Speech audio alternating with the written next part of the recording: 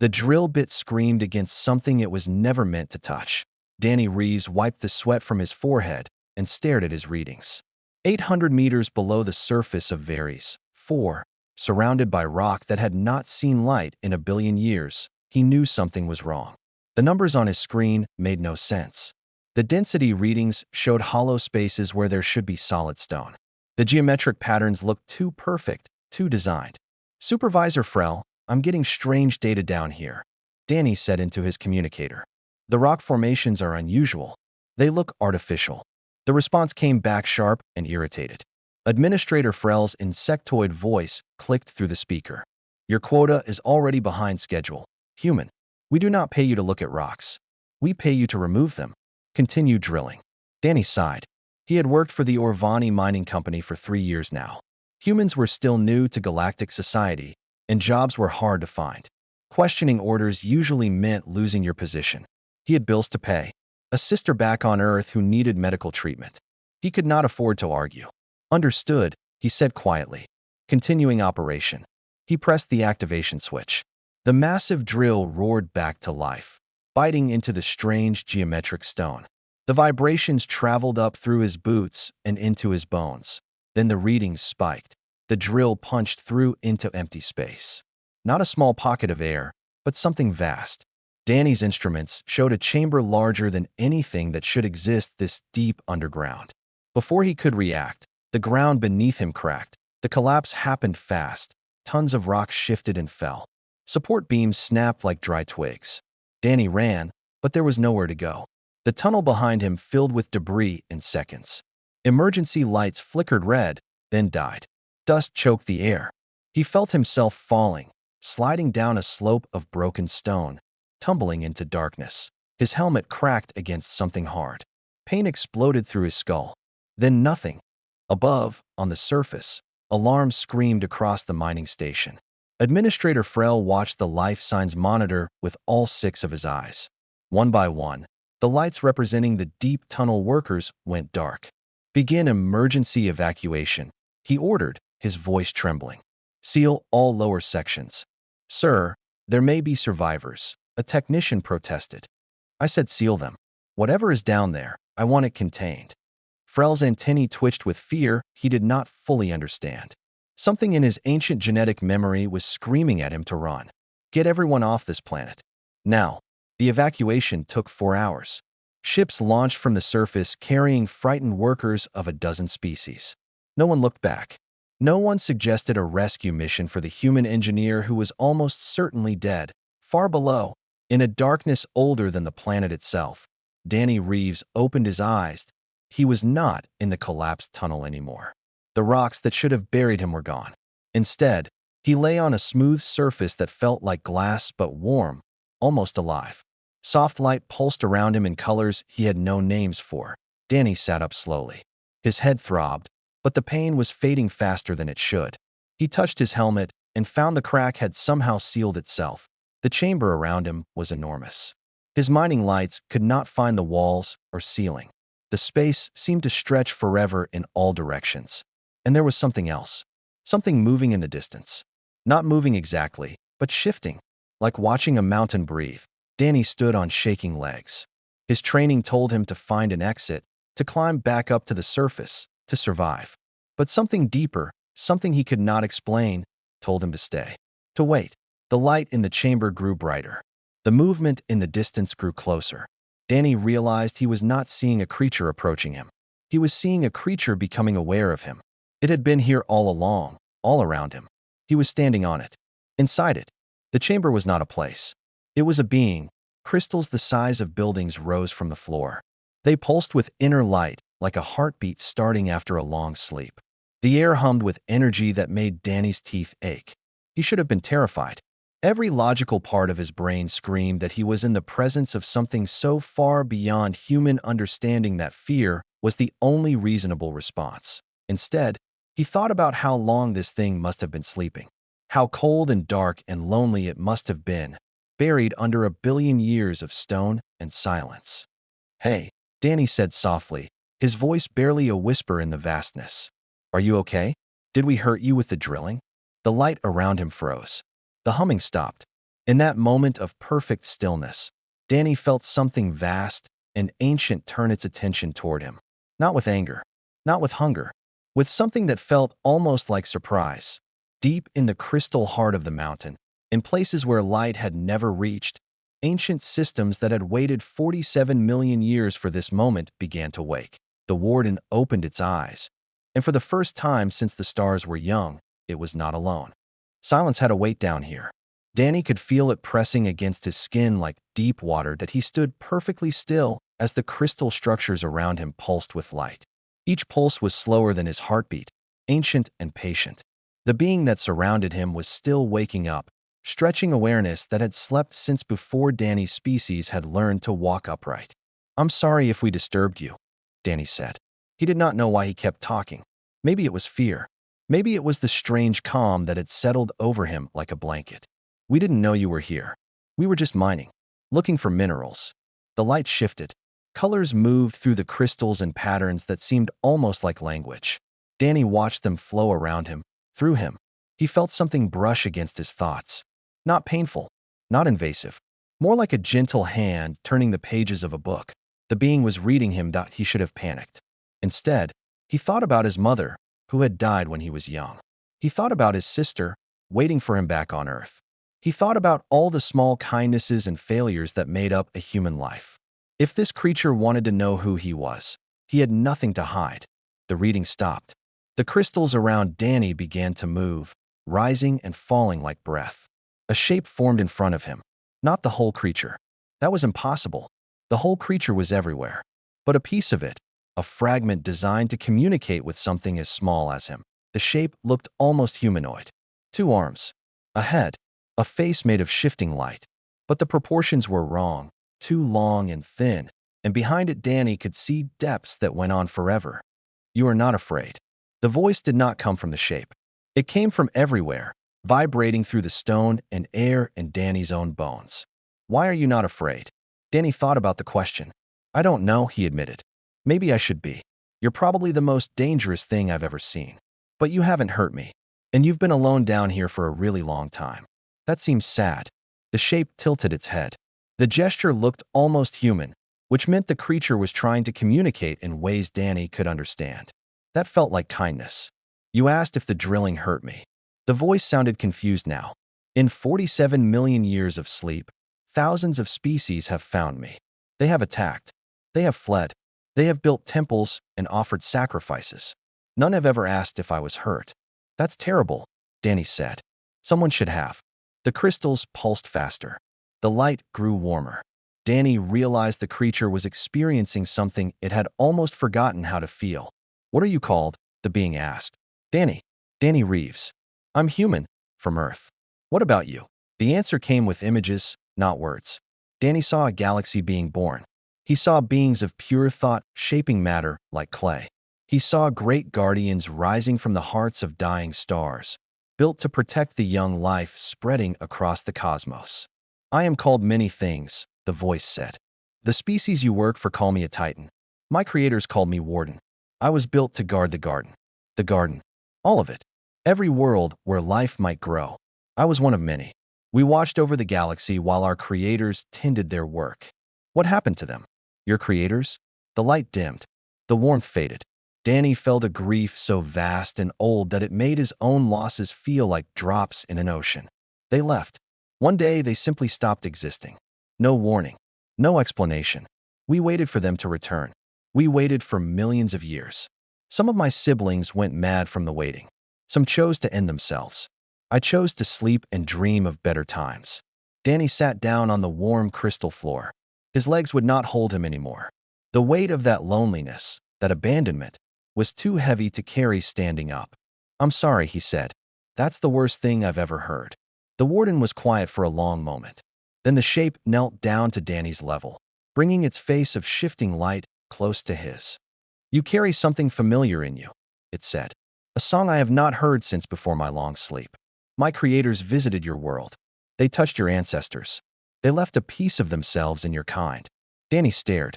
"We're connected to your creators? Humans. You are their children. Distant and changed, but theirs. I can see it in your thoughts. The way you asked about my pain before your own safety. The way you feel grief for a stranger's loneliness. These were their gifts to you. Above, far from this conversation between a human and a god, the evacuation of Varys 4 was complete. Administrator Frel had sent an emergency signal to the Galactic Council. The message was simple and terrifying. A Class Omega event. A Titan awakening. Across the galaxy, ancient fears stirred. Ships were launched. Weapons were armed. Species that had survived the Titan Wars by hiding now prepared to fight or flee. But deep in the crystal heart of a forgotten world, Danny Reeves was learning that the most powerful being in the galaxy just wanted someone to talk to. So what happens now? Danny asked. The warden's light flickered with something that might have been hope. Now, little gardener's child, you tell me about your world, and I decide whether to trust again. 300 light years away, Counselor Brightsong watched a recording that made her ancient heart freeze with fear. The footage showed a mining station in chaos. Workers running for ships, emergency lights flashing, and beneath it all, a seismic reading that showed something massive moving under the planet's surface. Something that should not exist. Something that had been dead for millions of years. Impossible, she whispered. Her body, which communicated through patterns of colored light, flickered with shades of deep violet. Fear. Disbelief. The Titans are gone. They destroyed each other in the wars. The last one fell before my species even evolved.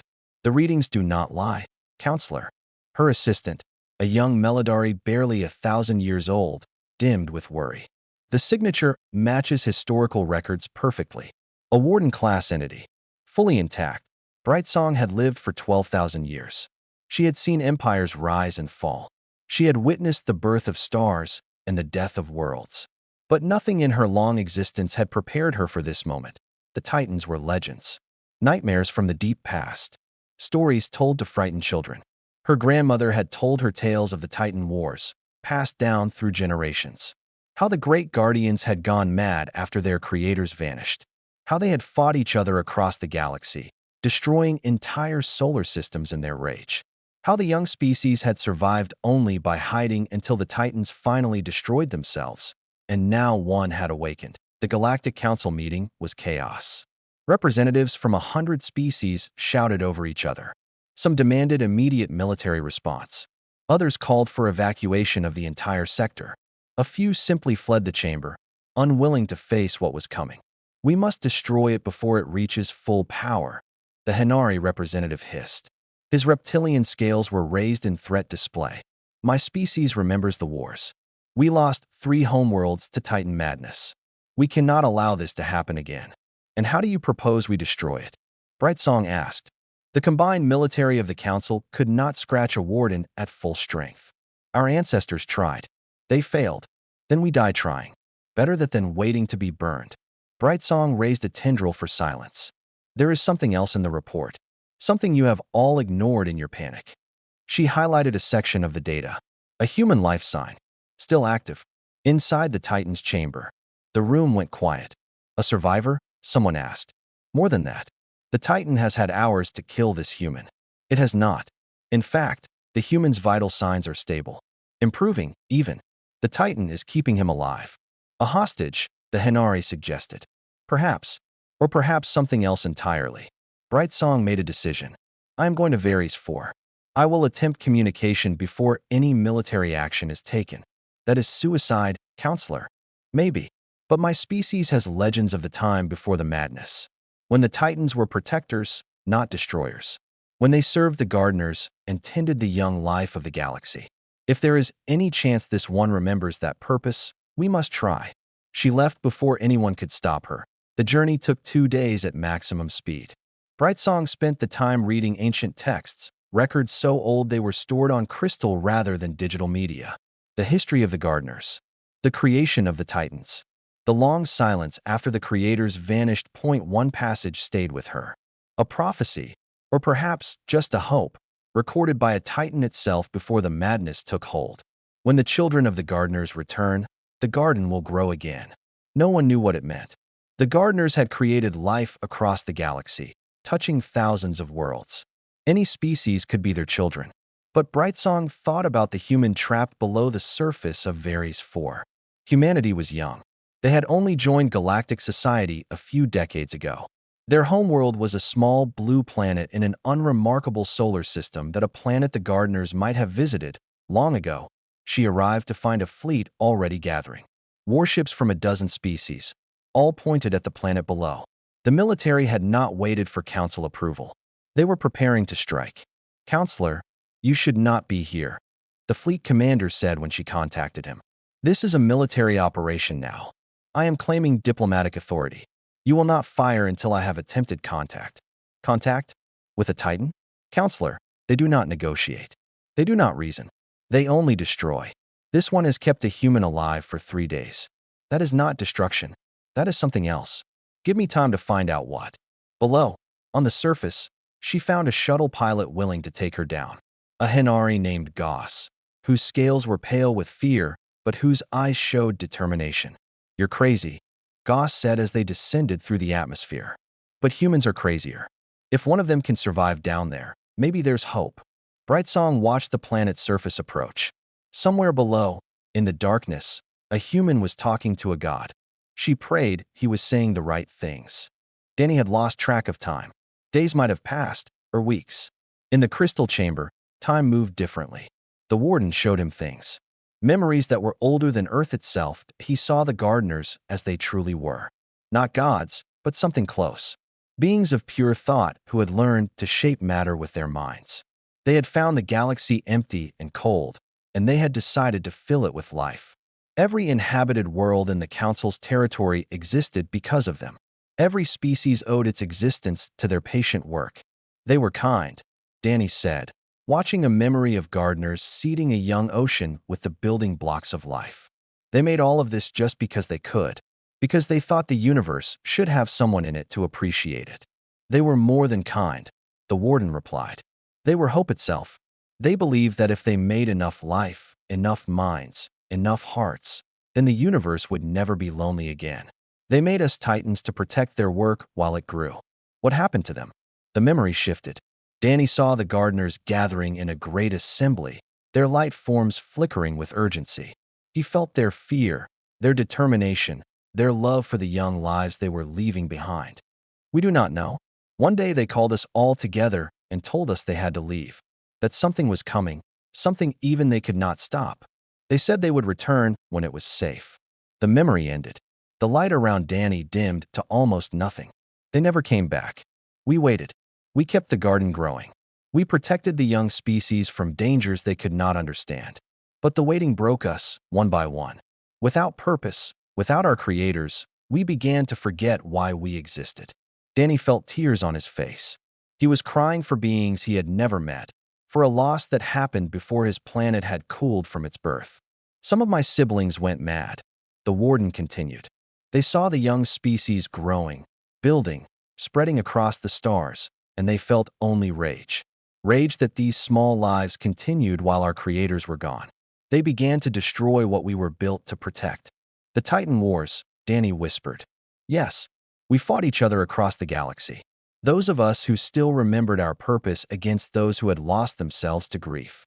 The young species survived only because we kept each other busy. By the end, there were only a handful of us left.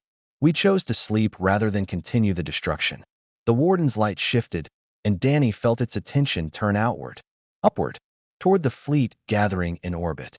"They are afraid," the warden said. "They remember the wars. They remember the death. They think I will become what my siblings became. Will you?" The question hung in the air. Danny knew he should be afraid of the answer. Instead, he felt only sadness. This ancient being had spent millions of years sleeping because the alternative was becoming a monster. "I do not know," the warden admitted. "The madness comes from loneliness, from purposelessness. For 47 million years, I dreamed of the gardeners returning. I dreamed of having a reason to exist again. If I wake fully and find only fear and weapons waiting for me, I do not know what I will become." "Then don't wake up to fear," Danny said. "Wake up to something else." "What else is there?" Danny thought about his life, about his mother's death and his sister's illness, about all the hard times that had not broken him because someone, somewhere, had shown him kindness when he needed it. "There's me," he said. "I'm not afraid of you. I'm not going to attack you or run away. I'm just going to sit here and talk to you until you remember that you're not alone anymore." The warden was silent for a long time. Then, slowly, the light began to warm again. "Your species is strange, Danny Reeves. You have only existed for a heartbeat of cosmic time. You have no power compared to the great civilizations of the galaxy. But you feel things so deeply. You care so completely. Even for strangers. Even for monsters. We're not perfect," Danny said. "We've done terrible things to each other. But we keep trying to be better. I think that's what your gardeners wanted. Not perfection. Just trying." Above, the fleet received its final orders. Military command had overruled the council. They were done waiting. In 30 minutes, they would fire everything they had at the planet below. Danny felt the warden sense the weapons charging. He felt its ancient power stir, ready to respond to the threat. "Don't," Danny said. "Please. Fighting them will only prove their right to be afraid." "Then what should I do, little one? Let them destroy me?" Danny stood up. His legs were steady now.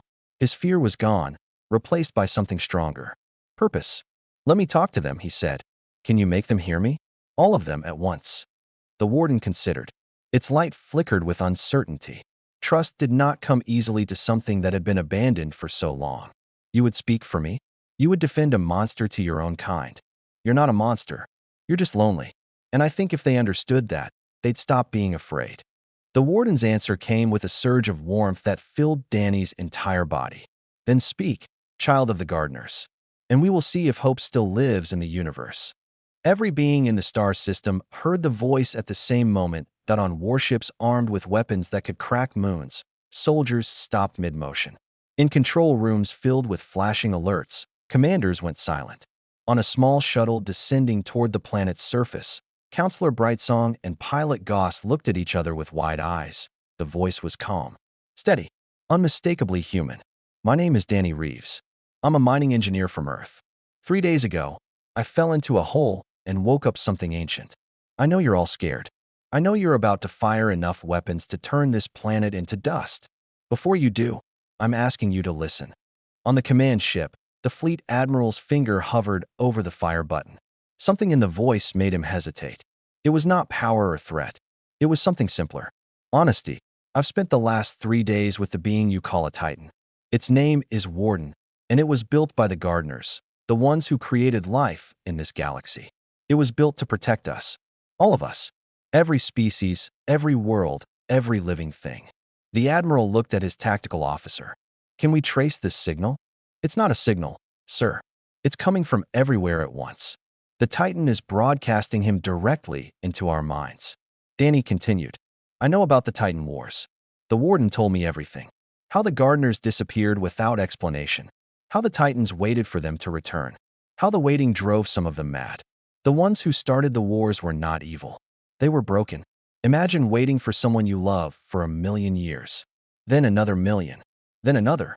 Eventually, the grief eats you alive." Brightsong reached the planet's surface. She stepped out of the shuttle onto barren rock and looked up at the fleet above. Dozens of ships, weapons charged, ready to unleash destruction. And somewhere below, a human was trying to save them all with nothing but words. "The warden is not broken," Danny said. "It chose to sleep instead of letting the grief turn it into a monster. For 47 million years, it dreamed of its creators coming home. It dreamed of having a purpose again. Then I fell through its ceiling and asked if our drilling had hurt it." On ships across the fleet, soldiers looked at each other. That was such a human thing to say. Such a small, kind, foolish thing. It had never been asked that before.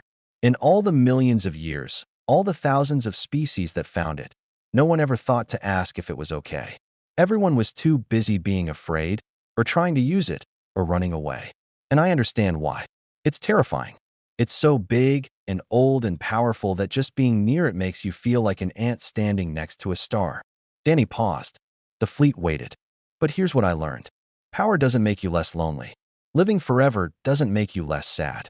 The warden has been carrying grief for longer than our species has existed, and all it ever wanted was for someone to care." Brightsong began walking toward the entrance to the underground chamber. The ancient words of greeting ran through her mind. The ritual her species had preserved for 12,000 years, just in case. "So here's my question to all of you. If you had been alone in the dark for 47 million years, and someone finally found you, how would you want to be greeted? With weapons and fire? Or with an open hand? The Admiral's finger trembled over the button. His tactical officer spoke quietly. Sir, the Council representative is requesting a delay. She says she has made contact with the surface. What kind of contact? She's entering the Titan's chamber. She's going to attempt diplomatic communication. Danny felt the warden's attention shift. Someone else was approaching. Someone who knew the old rituals. Someone who remembered. I'm not asking you to trust the warden blindly, Danny said. I'm asking you to give it a chance. It's not attacking. It's not threatening. It's just waiting, like it's always been waiting. Waiting to see if the children of the gardeners remember how to hope. Below, Brightsong stepped into the crystal chamber. Light surrounded her, warm and gentle. She performed the ancient greeting, the patterns of light her ancestors had preserved through generations. A moment of stillness. Then the warden responded with the traditional reply. The ritual of peace, unbroken for millions of years. The warden is lowering its defenses, Danny said. It's making itself vulnerable. It's trusting us. Please don't make it regret that. The fleet hesitated. The Admiral's hand moved away from the button. Then a single ship broke formation. A destroyer whose captain had lost his entire family to a rogue Titan 300 years ago. His hatred had burned for centuries, passed down through generations like a curse. I don't care about pretty speeches, he snarled, and fired. The shot was not aimed at the planet. It was aimed at the vulnerable point Danny had created. At the place where the warden had opened itself to trust. The beam struck crystal that had stood since before humanity existed. The warden screamed. Not in anger, but in surprise and pain. Danny did not think. He threw himself forward, placing his tiny human body between the damaged section and the second shot that was already coming. It was a gesture that made no sense.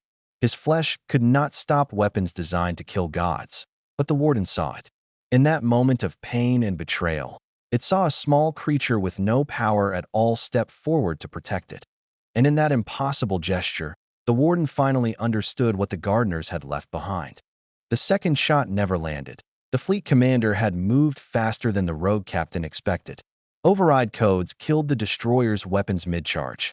Security teams were already moving to arrest him before his ship's systems finished rebooting. Stand down. The commander ordered across all channels. Anyone else who fires without authorization will be tried for war crimes against a diplomatic entity. This is a council matter now. Below, in the crystal chamber, the warden's light pulsed with pain. The wound from the first shot was not fatal, but it hurt in ways that went beyond the physical. The Titan had trusted, and trust had been rewarded with violence. The old madness stirred at the edge of its consciousness. The familiar rage that had consumed so many of its siblings. Then it looked at Danny. The human stood in front of the damaged section, arms spread wide, shielding nothing. His gesture was ridiculous.